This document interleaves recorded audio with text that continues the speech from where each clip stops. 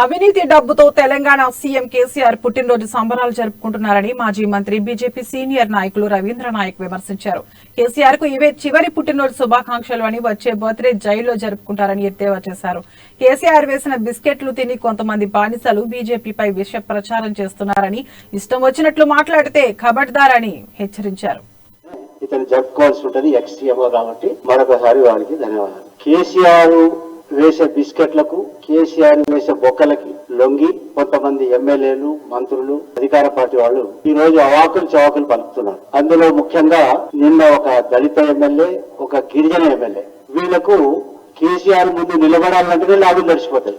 ఎన్ని హామీలు ఇచ్చినాడు కేసీఆర్, ఆ హామీల విషయంలో అన్ని అబద్ధాలే. పిట్ట కథలు, పొడుపు కథలు, అబద్ధాలు, అవినీతి, కుటుంబ పాలన. ఇవి కేసీఆర్ 9 సంవత్సరాలు చేసింది అవినీతి, కుటుంబ పాలన, పిట్ట కథలు, పొడుపు కథలు, అబద్ధాలు.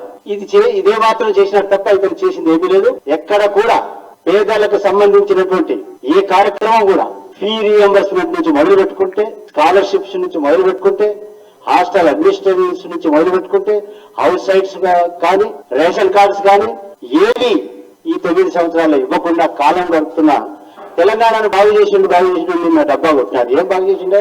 ఎక్కడైతే ఒక ఎకరానికి కూడా నీళ్లు ఇవ్వనటువంటి ప్రాజెక్టు కాళేశ్వరాన్ని కట్టి అది బాగు చేయడం అవుతుందా? 35,000 కోట్లతో పూర్తి కావాల్సిన ప్రాజెక్ట్ ను చేంజ్ చేసి, రీడిజైన్ చేసి 1,60,70,000 కోట్లు ఖర్చు పెట్టి దాంట్లో అవినీతి చేసినాడు. తెలంగాణ తెచ్చినట్టుకు ఫోజు కొట్టడానికి, ఈ యొక్క ప్రజల దృష్టిని మళ్లించడానికే కనీసం తెలంగాణ పదాన్ని కూడా